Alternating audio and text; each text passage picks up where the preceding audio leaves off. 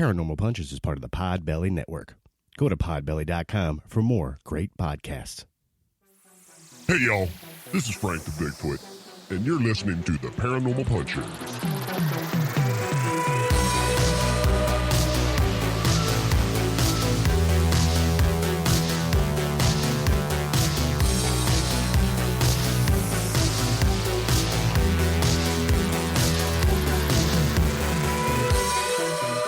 Hey, friends.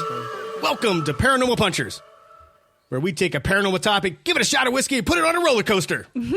I'm Mark. I'm Alicia. I'm Nash. I'm Dave. You like that new intro? Yeah, I want whiskey. And a roller coaster? Yeah, yeah. Go for a roller coaster ride. We probably won't keep that intro, but, you know, New Year's resolution, different intro every time. Right. Okay. So on this episode, we're going to talk about the Horizon City Monster, Dun, dun. which actually your friend Erin lives in El Paso, and she Yep. brought this up. So Yes, we're she going to did. tackle this Nice. topic. And, yeah, we're going to jump right in. Okay. So just outside El Paso, Texas, a Bigfoot-like creature with red eyes has been prowling the area since the 1970s. He has been spotted near Aguilar Lake. And, Ass? Great. I put East Lake, but and, well, Well, that's so no, different. there's two lakes. Yeah. There's another East There- Lake Boulevard. yeah, East Lake Boulevard, and I put in Lake El Paso. Oh, okay. Okay. And most recently, Just a hand wave. I really like the Ass Great Lake. Yeah. I like how Ass- I want to know how it got its name. Right? Ascarate, I don't know. It's nearly as great. And most recently, And we lost 50% of the people listening. yeah. And most recently, in the McKelligon Canyon. McKelligon Canyon. Okay. So the first sighting.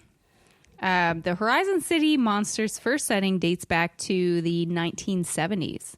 In 1975, 3 teenagers happened to see a gorilla-like creature near the Horizon City golf course.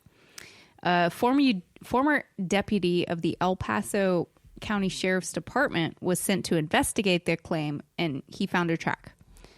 He believed that it appeared to have been dug, so he felt that this whole thing was a hoax. And I have in quotes for him.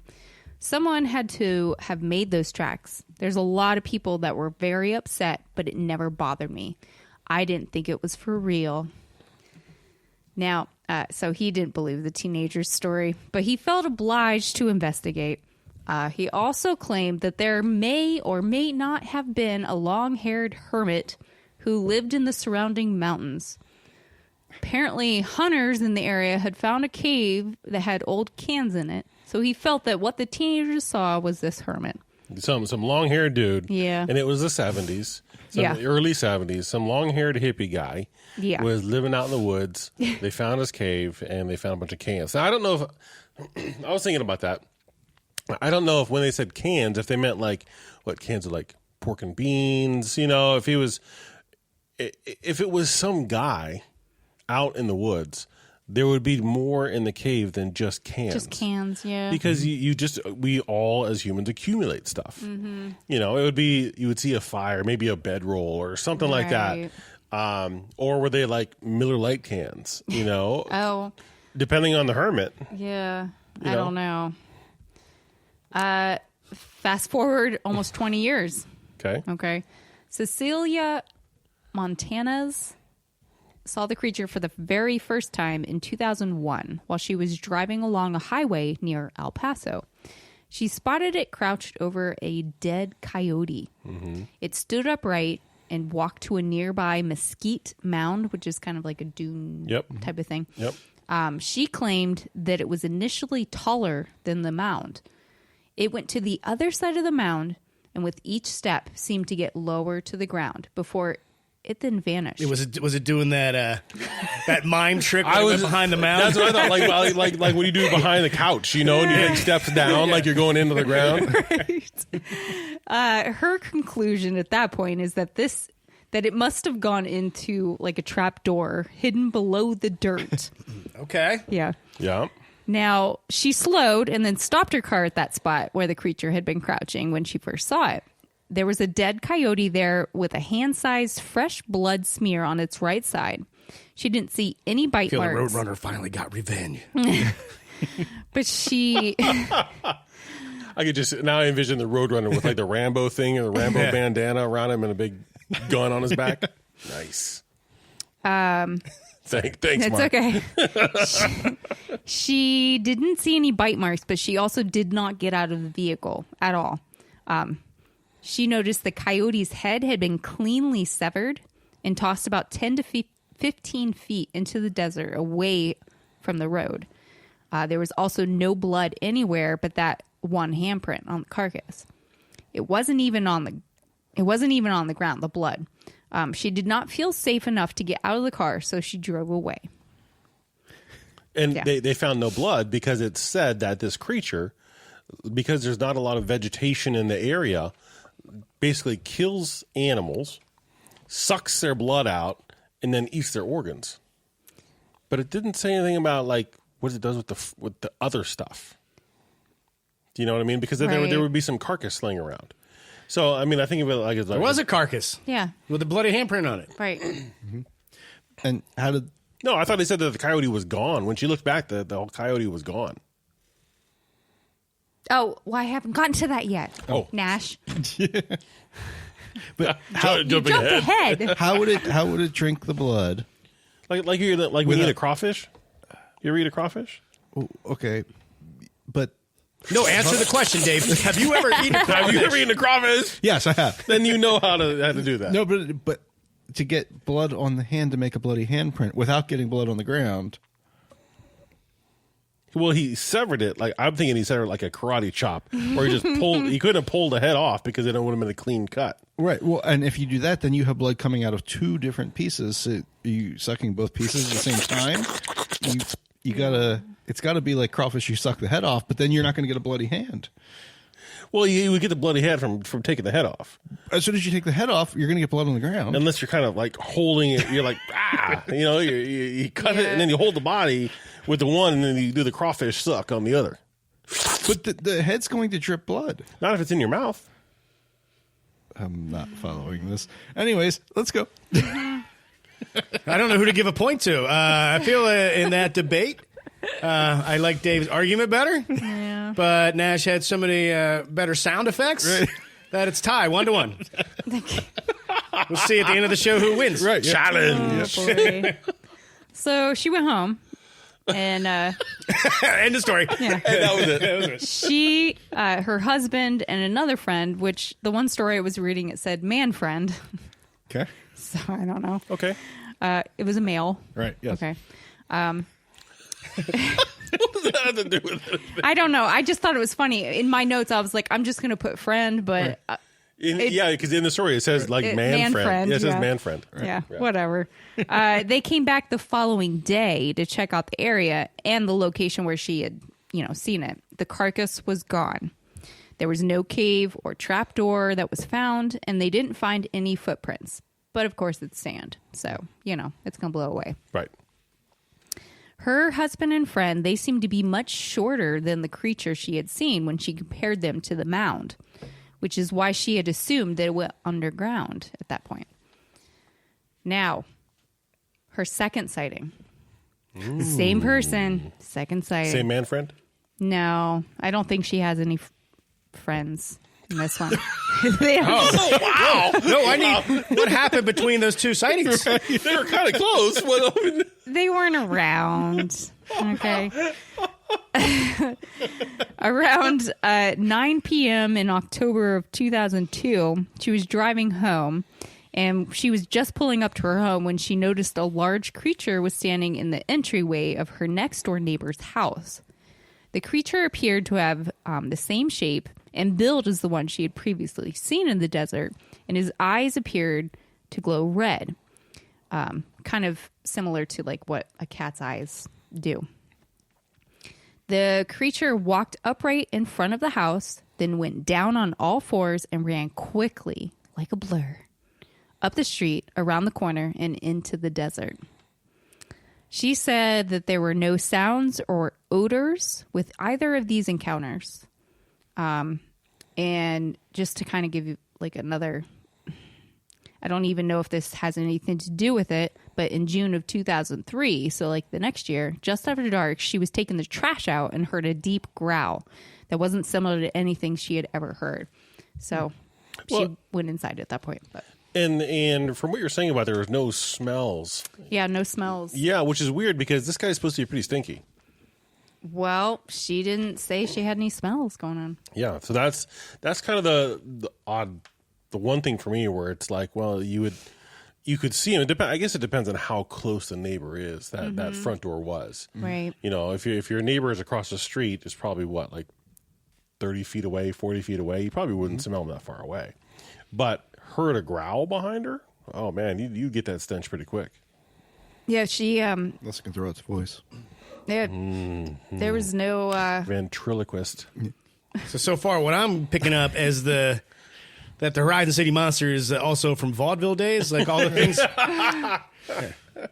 right. Take my wife, please. Well, I don't know. It sounded to me sort of like the first Halloween movie, the original Halloween, like Michael Myers just showing up randomly, and just this poor person is being, psychologically attacked. I want a scene where Michael Myers, Jamie sees him, and he does the whole elevator or canoe thing behind the couch. It's just that would be super scary, right? Right. But also kind of funny. Now, because of what Cecilia saw, we have a description of what the creature is. It is 7 to 8 feet tall with broad shoulders, an elongated head, and a mouth that resembles a bulldog. Mm-hmm. It has short, faded, brownish-maroon hair with glowing red eyes. And it appears to have small, pointy ears. She believes that the creatures live in caverns that exist underneath Horizon City. Now, as a side note, there is a geology professor who basically debunked that. He said there's no caverns that exist underneath because large deserts, they have to have limestone rock underneath. And that's what a cavern needs or whatever. Why do I feel Nash is going to debunk that debunker? Because he probably has a whole underground base theory. Or, I'm sorry. We'll get there. Large deserts have no limestone rock. I'm sorry. That's what caverns need. But there are nearby caverns. Right. But underneath the city itself. And outside the city. Okay, whatever. She does say that she got her info from a law enforcement officer who has been investigating sightings of this creature and has created a profile for it. And in quotes, he said the mothers go out to find food and that they nurse their young just like we do. They're vegetarians, but because El Paso is mostly desert, there's hardly any vegetation for them. So the creatures suck the blood out of small animals and eat their organs. That's right. I don't think that's what being a vegetarian. I know. Yeah, I actually had to reread that. I mean, that's five times. I'm like, what? Yeah, I feel like the one story I read, it was like she believes they're vegetarians, so they drink the blood and blah blah blah. And I was like, that is not what a vegetarian is. But I found another one where they elaborated. In Texas, it is. Okay.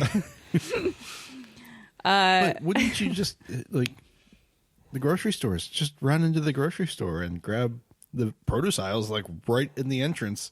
Yeah, if you're looking for veggies, you can find veggies without needing to suck the blood of small creatures. Well, the one thing I know about Bigfoot is it doesn't like to be seen. Right. So I imagine it won't go to the grocery store. Unless it shows up in a neighborhood, just, terrorizing this poor woman. Yeah, terrorizing women or moving back and forth motorhomes and whatnot. I have this mental image to further your idea, Dave, of Bigfoot or the Horizon City Monster walking through a local grocery store with, like, trying to figure out how to work the carts because he gets the one with the really crappy wheel. He gets the crappy wheel. He's like, this is no. He starts smashing it, and he's like 8 feet tall, and his cart looks teeny tiny because he's so big, and he can't figure it out why it's squeaking. Mm-hmm. Mm-hmm. Yeah, and then it all goes to heck. The cops show up. He gets arrested. And he just wanted some tofu. One thing to note Cecilia says that she is not seeking publicity, even though she's seen this creature twice now and been very vocal. What she would like to see is Horizon City become a tourist attraction, just like Roswell. So she's not seeking publicity, but she kind of is. Right. So anyway. Now, did you hear that the original officer, Tony Aguilar was his name. He actually, when he went through and he didn't quite believe her, fast forward, he then became the police chief. I guess their first, El Paso's first police chief. And then he's retired. He said, one of the things that he said he didn't receive any other reports about this creature at all. But what he did receive was reports of a ton of meteorites falling and hitting in the desert. Okay. That he would have to go. So I'm just saying that there's, it's just, yeah. So it kind of led me to go, okay, well, maybe to like your point, you said way long ago on Chestnut Ridge that maybe he was there picking up trash. To my point. Yeah. It definitely was not my point. That was your comment. I was waiting to say, and the meteors cracked open, Bigfoot jumped out. Well, I would imagine that. I think to my point, whatever, him being the sanitation engineer of the cosmos, was that these things are hitting. They've got slime, they've got goo, like in the documentary Evolution. Okay. Yeah. They would punch through, get into a small cave down in there. I was thinking more Venom, but okay. Kind of the same thing. And the heat from reentry would activate and it would start to grow. That he would come and help clean it up and keep the desert nice and clean. Now, I could do kind of like the idea of the disappearing door kind of a thing. That's pretty slick. I could see him going down there, having a home. Now, there are caverns nearby. Carlsbad Caverns, where, I don't know if you guys ever seen the videos where they have the 5 million bats coming out at like 5:43 in the afternoon. These giant flood of bats come out. They come out of these caverns. So there are caverns and caves in El Paso. So, and maybe with the way he's saying Take that, PhD. Yeah. What do you know, fool? Check yourself. So maybe he's making a distinction between caves and caverns. That's what I'm just thinking. And I don't know if there is. Because these caves are there. Round 2. Yeah. Fight. They said that there's a hermit living in a cave right here. So what's the difference between a cavern and a cave? Okay, so there are some mountains, but it's not like they're real close. Yeah.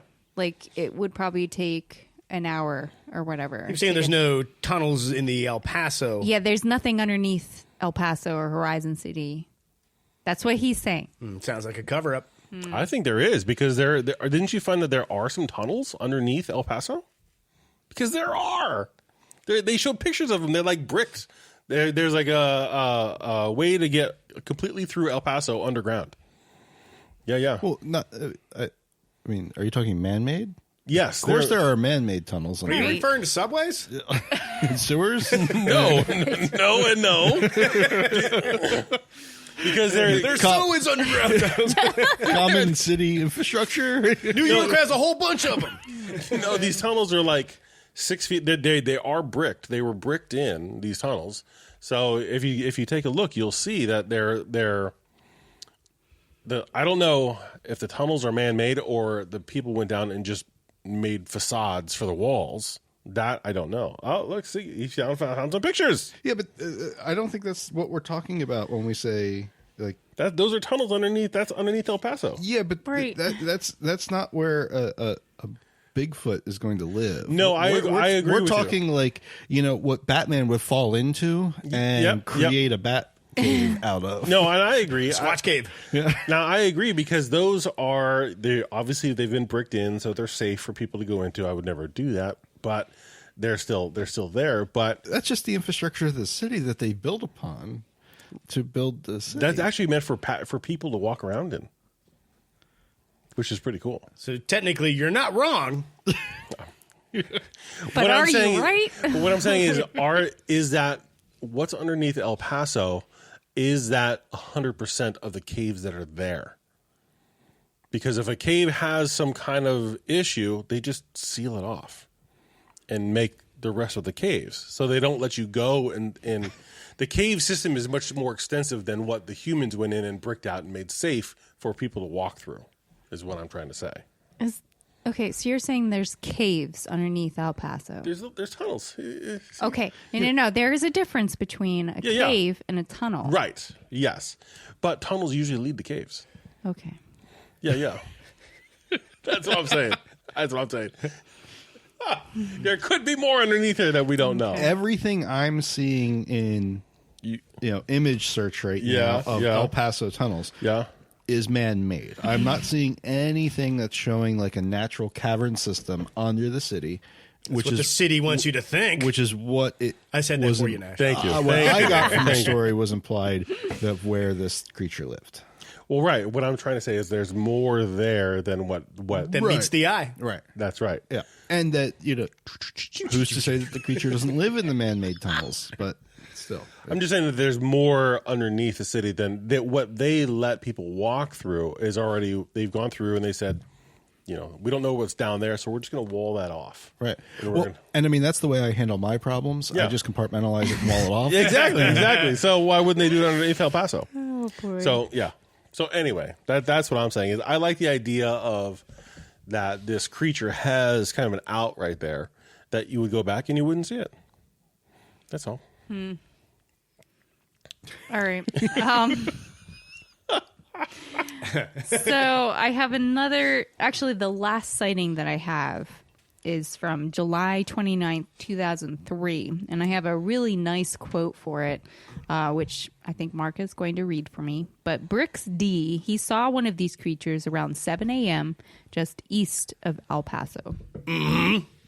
Early in the morning, about an hour after sunrise, I stopped to go to the urinate because I had to go so bad. I stood by a bush and noticed a large tree trunk about the distance from me to that water tank over there. Then I thought to myself, what the heck is a tree trunk doing here in the desert? I'd never seen it there before, and it appeared about 4 to 5 feet high or so, and it was dark colored. Suddenly, I saw that tree trunk stand up. I then noticed that it looked like a monkey, but with no tail. Then I started to freak out really bad because I was actually looking at a large monkey right there in front of me. His shoulders were really broad. His color was dark, like blackish and some red. And his face was just like a monkey. Thank you. Was he gonna pee? Was he gonna pee on the tree? He was going to do the urinate. On the tree. Yeah. Oh, that'd have been awesome. He said that it was about 8 feet For tall. Bigfoot, that's a bath, right? Exactly. There's not a whole lot of water in El Paso. No, you're right. Okay. He said it was about 8 feet tall with longer arms than a human. It had a lot of hair, especially the hair hanging from under its arms. And it was approximately 4 to 5 inches long hanging and dark and reddish in color. Wait, he had 4 to 5 inch long hair from his armpits? That's what I understood. Sounds like he needs the Manscape. Yeah. Yeah. Not a sponsor. Brooks continued. I saw him stand up, turned to glance at me for a second, and then looked away from me and started walking away from me like I wasn't even there. Or like he didn't care that I was there. I watched him walk away into the desert. I didn't tell too many people at first because I figured they would laugh at me. We'll all laugh at you. So anyway, I found that interesting. I hadn't seen anything about that, but when I was dialing down, I was like, "Ooh, I like this."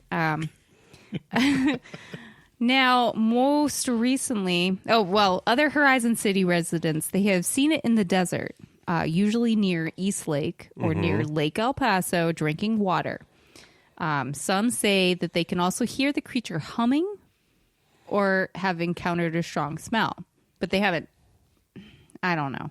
Those are the only sightings I could find. I got that one too about the humming, and Yeah. I thought it had said like when we were driving on this road, And they heard it humming. and they I was heard like, it "What? humming. How can you hear something humming when you're in the car?" Yeah, that one threw me kind of off too, but it wasn't. So there was a little bit more recent not an encounter, but it was there was a cast of the show Viva. Now they were there. I guess they were getting ready to. Is Viva a play? Is it a film? I don't know. I think it was a play. Yeah, I'm not 100% sure what exactly that is, but I guess they were doing their rehearsals, and it was the entire cast, and they could hear like howls, some long howls, some short howls, and it was the entire cast who was they everybody heard it, and I guess the kid who I say the kid, the person who was kind of writing the story had mentioned that, I don't have my phone on me. Let me go get my phone so I can go record it, because they were all in the middle of doing the rehearsal. By the time he got his phone, he came back so he could record it. It was done. Yeah. It had completely left. And this was in July of 2021. Right. So this was very recent. Super recent. Yeah. So that's all I've got for sightings and things about that. But there are reports, you mentioned this, meteorites landing in the desert. Yeah. Yeah, there was a ton of meteorites. There's actually there was Bigfoot sightings in the nearby Las Cruces in 2001. I got it. I would like to discuss it. Do it. You're on, Mark. Okay. Take it away. It's like, don't rush through this because we're not done. So up in New Mexico, Las Cruces, it's 47 miles north of El Paso. Really not that far. When you think about a Bigfoot and if it has a territory it covers, that's nothing. But this happened in November 24th of 2001. Family was out camping. It was Thanksgiving weekend. You know, a couple adults, a couple teenagers, and two small kids. The 14-year-old was sent out to the SUV to get something out of the car and come back to the camper. While he was out there, it was a great night. It was cold, but the moonlight was kicking. So he saw what he described as like this 8-foot-tall creature. Scared him, ran back in. Of course, everybody laughed at him, didn't believe him right away. But once they were done, mocking the kid, the 18-year-old went back out and with a flashlight and was looking around. He heard this growl. Again, a growl that never heard a growl like this. But then also like a stamping or scraping, kind of like a bull how it hits the ground and stomps and scrapes before it's about to charge. He's scared. He ran back into the camper. And then I think a few of them got up the courage to get in the car and go stay somewhere else because they just didn't feel safe staying in the camper out there. But again, same creature? Don't know. But 8 foot, making growls, sort of sounds similar. Yeah. Now, I did catch also that there were 4 other sightings in the Franklin Mountains. They said, but and I didn't see how far the Franklin Mountains were from this area, but they seem to be focused in this place called the Anthony Gap. So I'm guessing it's one of the specific ravines in this mountain range. There were 4 individual sightings there. So that got me thinking about these meteorites and got me thinking, okay, well, there's some weird stuff happening out in El Paso in the desert. And we've said that a number of times where in the desert, there's all kinds of stuff happening, So that took me out to, right? Everybody knows it's coming. And one of the other things that, before I jump into that stuff, one of the other things that the Tony Aguilar, the police chief, said, he said the meteorites and the UFO sightings he had to do the research on. So I was like, okay, well, hold on for a second, because it's like KFC and Taco Bell, where there's one, you're going to find the other. Because they share the franchise, You get a point for that. Yeah. That took me down to the other sightings in the area, the UFO sightings, and this place is rich with sightings, with UFO sightings. There was one where they actually have it recorded. There's I guess there's a Franklin missile silo area right next to a missile testing area. So there was a pilot who was flighting. He was flighting? He was flighting. Did I say flighting? Yes. He was in flight. He was a pilot. He was flying and fighting. That's how good he is. Move over, Maverick. That's right. We got the flighter. He was doing it. And he called to the air traffic controller and asked, "Hey, do you have any targets up here?" The pilot asked the air traffic controller in the communications recorded by Steve Douglas, who wrote this blog.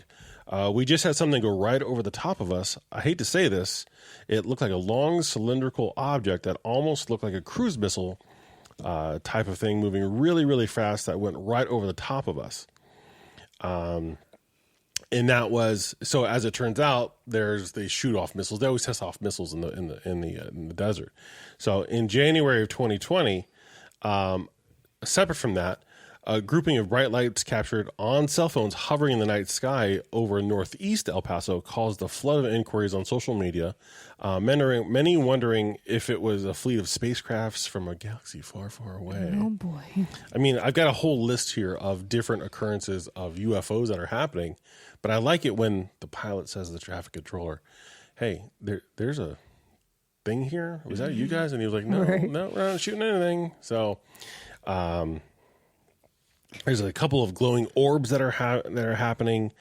There was one where a guy was traveling on the 375 freeway in El Paso. He was heading south when he saw a formation appearing to hover in the southeast direction.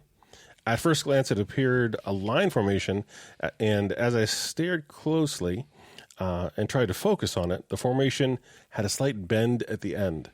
The approximate 15 this is how it's typed. I literally just copied it. The approximate 15 separate lights in the formation had a light amber glow to them. The formation itself appeared in a diagonal direction, and they seemed to be moving away from my line of sight, and the light slowly faded into the darkness of the sky. So there's just on and on and on about these UFO occurrences. Everything that I found had to do with like orbs or lights in the sky. Nothing on the ground, nothing like that. Did you guys find anything? No, but you have a whole piece of paper printed out with text. I want to hear more. You want to hear more? But Okay. I would say why don't we take a quick break? We'll come back with more NASA stories. We have a listener story, so hey, we'll be back with more adventures of the flighter. And we're back. All right. Now, Nash, so you want to talk about some UFOs. Yes. So Roswell is only about 3 hours from El Paso. Yeah. They're very close to one another. And that's where I was thinking, and really between the two, man, it's nothing but desert, man. There's nothing there. Right. So, I mean, there could be some spillover. I've got a couple more stories here. One of them occurred on August 11th of 2020. There was a sighting of as the account goes, a strange bright light in the El Paso sky over Horizon City that blinks out and returns. I stepped out onto my upstairs deck and noticed the bright light hovering over the water tower.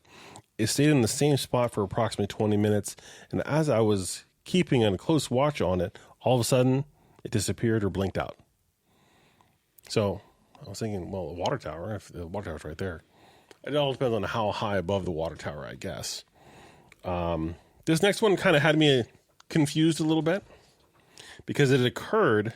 Yeah, I know, right? Right. It confused me. So this occurred. Everything is in military time. So they had it at 20:30. So that's what? That's 10:30 at night. 8:30. 20? 8:30. 8:30. Okay, just kidding. So- 8:30. Sorry. It's okay. So this happened at 8:30 on May 9, 2020, a day after my anniversary. There was a black sphere in the sky. Okay, it's nighttime. All right. So a black sphere with flame light. How did they know? Yeah, how it was did they black? see it? That is, see, here we go. It just got it. Yeah. Was it just darker than the night sky? It just says black sphere. Because the night sky is actually a greenish hue, so a black sphere will show up darker. It's Right. easier to see a black sphere than a. Okay, go ahead. There you go. A black sphere with flame light. Okay. That sounds kind of cool. Flame light? Flame Shooting light. flames out the It back just of says, it? It says with flame light. See, this is why the Queen Mary did not have Flames on the flame side. stripes. Yeah, gives it Because away. people notice it. The sphere with flames on the side of it. Nice. That's hot. Black sphere with flame light seen over Loop 375 in El Paso, Texas. I was driving home and noticed what appeared to be a red flame about 300 yards in the sky. The flame, reddish-orangish in color, traveling north over Loop 375, looked a little blurry, so I parked and continued to observe. The flame light appeared to fade out as the light turned west. Then noticed a large, dark, black sphere shape appeared with the reflection of the city lights. The sphere was about the size of a two-story house. The sphere did not have lights or sound to indicate that it was a plane. God, there's so much to unpack in that one. Yeah, I can see why it confused you, Right. and me, and Everybody, And everybody listening. everybody Yeah. listening, they're like, "What?" So it was shooting flames. It was cooking. It had the afterburners on, and it was moving. So you saw the flames. well, it didn't actually imply that the flames were associated with the sphere. They were just happening at the same time. Well, right, but yeah, and then the sphere appeared with a reflection. So it wasn't black. To your point, it wasn't black. It was reflective of the night sky. Right. So because it said it saw the reflection of the city lights, but it was as big as a two-story house. So there's a lot to unpack on that Yeah. one. This next one was 2 days later. A small triangular pattern of 3 white lights hovering very high over the west side of El Paso, Texas. Our home is on the east side of El Paso, very close to the El Paso International Airport. So we were viewing the lights from east to west over the tops of the Mount Franklin mountain range. The 3 lights would flash and twinkle randomly and occasionally remain solid. The 3 lights did not separate from the triangular pattern. After about 30 minutes, they completely disappeared. So, yeah. So, mostly lights in the sky and a very reflective Right. ball with flames. I don't know. I kind of like the idea of a reflective flaming ball. Oh, God. That would be kind of a bitch and craft to be in. Yeah. Yeah. Yeah. So it's just a couple of the stories that are happening in and around the El Paso area. So the idea of a Bigfoot sighted in this area, cleaning up after these apparently drag racing UFOs. I mean, maybe they're meteors, maybe they were just trash that the UFOs, the aliens in the UFOs are like having a snack and threw the trash out the window. Who knows? But he's there to help clean them up. You and that whole concept. I think it works perfectly. Yeah, well, that means everybody listening, we have no idea about the Horizon City monster. No. Is it a Bigfoot that has migrated down from the Pacific Northwest? Somehow likes Right. the desert of all places to. If you have a whole Right. 5-foot long armpit hair, doesn't sound like desert's your jam. No. But at night it gets wicked cold, right? Right. So Yeah, I guess the desert can get pretty cold. Although, Okay. what if the armpit hair is sort of like a rain catcher? He's like getting moisture to keep himself hydrated. So now you're saying it Does the- drinks the moisture from his armpits? Wait. This is okay. Well, let's back up here. Is it like Dune, just like on Dune? Yeah. It's like his own water catchment Because system. he's not going to be able to. Well, the water's not prevalent, and he's going to need liquid with all that hair. So maybe the hair is an adaptation, an evolution to catch the moisture from the air, and then he It just just wrings it out into his mug. yeah. Nice. That's gross. That is super gross. gross. Okay. So, the moral of the story: shave. Is that the moral of the story? That's the moral of the story. Okay. Shave. I didn't think there was any moral to anything we said. Yeah. And if you meet the monster and he offers you a glass of water, Do not drink the water. It might not be water. Well, we're going to call it on the Horizon City Monster on that note and jump on into a story that Lucas sent us. So let's go on to the other side of the pudding skin, everyone.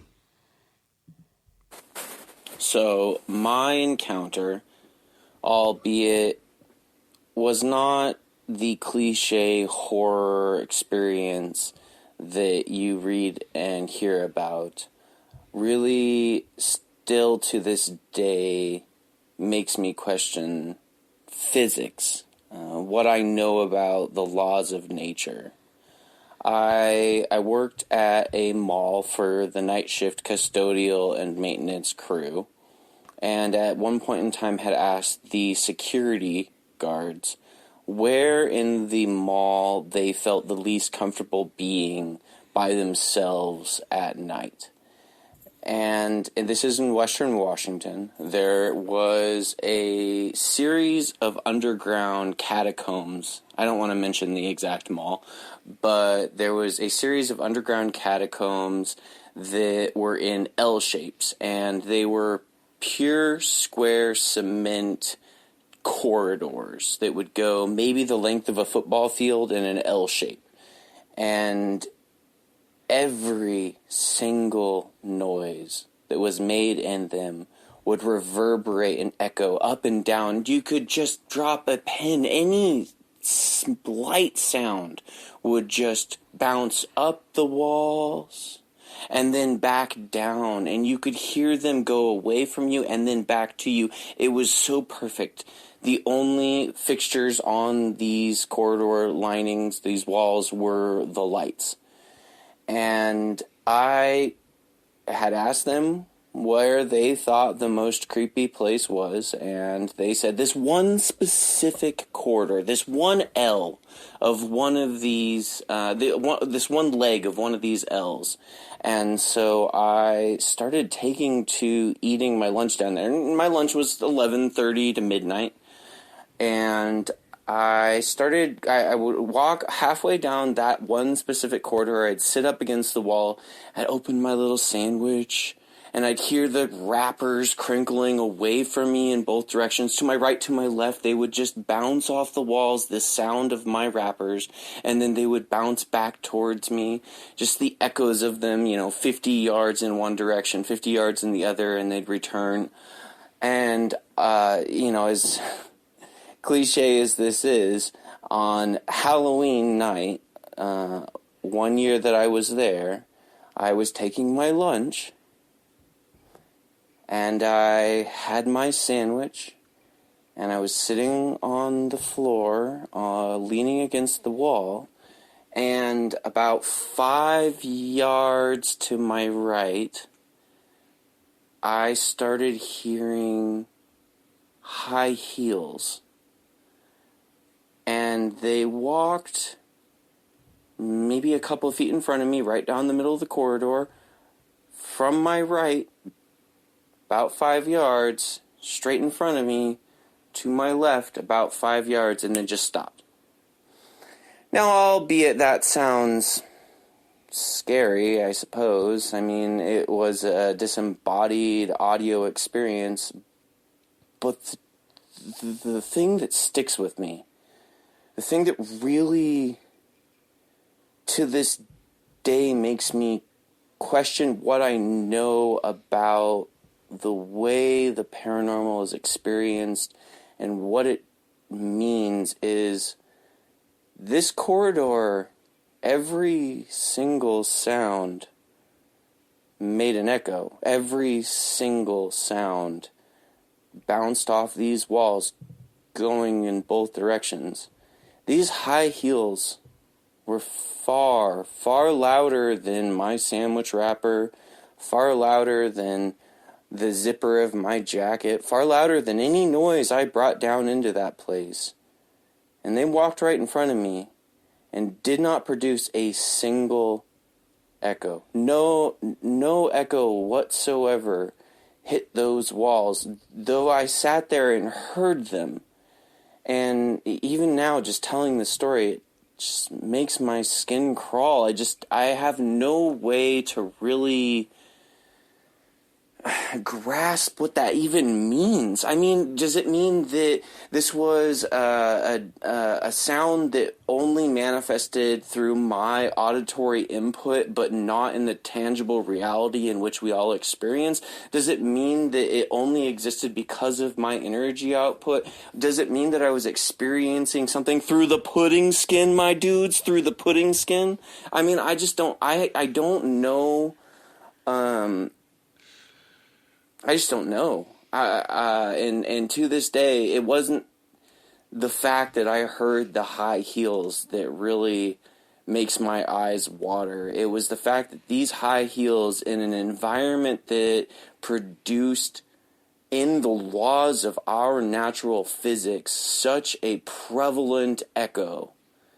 It was the fact that these high heels were in this place and did not produce any echo whatsoever. Like, what does that even mean, you know?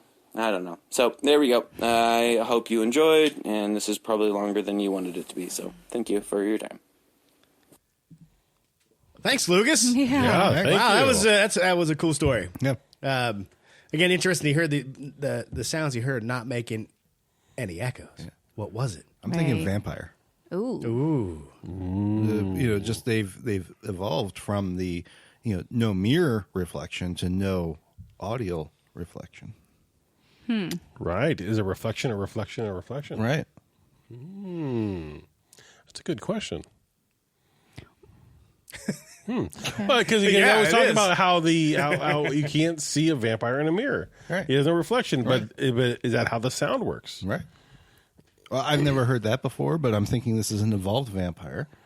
Obviously, we have some sort of cloaking, or maybe they've evolved where not just no reflection from mirrors, but no actual light, offcast in the first place, so you can't see them. And then they've evolved that the sounds that they make don't echo. Oh no. Well, we're not helping Lucas at all No. with these theories. Right. I don't know. That would be intense. Because, again, it seems like it was not quite in the real world. Right. But it was all, for a brief moment, was he sucked in to that reality? Right. Right. To whatever's walking around. Hence, Yeah. that's why you didn't hear any echoes. For that brief Almost like moment of time, was he in the vortex? Yeah, like a regression, or like he. Yeah, exactly. Like you could hear something coming through there was something on the other side of the pudding skin, and he got a glimpse of it. Yeah. Yeah. Just don't know. I don't know. I want to ask if he's had other occurrences. If he's found himself sensitive to other things along the paranormal. Yeah, I mean, if that's the case, tell us more stories. Yeah, know. 100%. If you have a story you'd like to share with us, just head on over to paranormalpunchers.com. You'll find all the ways you can contact us and links to our merch. All right. So, anything else? Aaron in El Paso, if you're listening, maybe you'll never send us another topic idea. Interesting tidbit for you guys. Did you know it's completely legal to hunt down and shoot a Bigfoot in the state of Texas? Wow. I did not. Yeah. Well, good. Well, I don't know. What? I don't know if Wait, that's a you good said thing. it's illegal. No, it's legal. Legal. It's legal. Oh, of course, Texas. Right. I would have thought illegal. Like, Yeah. No. leave Bigfoot Legal. alone. Yeah. But they've got some really good food in Texas, too. They'd be really... Hit Bigfoot barbecue. Oh, No. Yeah. No, all I'm thinking is Just as the name, not as the actual... the first person who successfully hunts down and kills a Bigfoot is going to start an interdimensional war. oh God. Right. And we don't Yeah. want that. No. That'd be bad. Although one of the other thoughts was we were talking earlier about the whole vegetarian thing and just going to the grocery store. I've noticed that going through the grocery store post-COVID or current COVID, whatever you want to call it, everybody has the mask or doesn't have the mask, but you ignore everybody because you don't want to get close to anybody. Right. Bigfoot could literally go through the supermarket, get whatever he wanted, or she, and probably no one would notice. Yeah. Because you don't want to take notice of anyone else in the grocery store at this point. True. Yeah, it could just be a really tall dude. He could throw on some shirt and shorts that he found in the store and look like a surfer guy. Yeah. Just hairy, like Teen Wolf. And before he knows it, he's on a podcast talking about the paranormal. Right. With 3 friends. And they're all looking at him cross-eyed. All right. Well, again, love hanging out with you guys. That was fun. Everybody, if you like the show, drop us a 5-star review. That'd be pretty awesome. Subscribe so you don't miss any more of this wackiness. And hold your friends down and make them subscribe too. All right. If it's not weird. It's not worth checking out.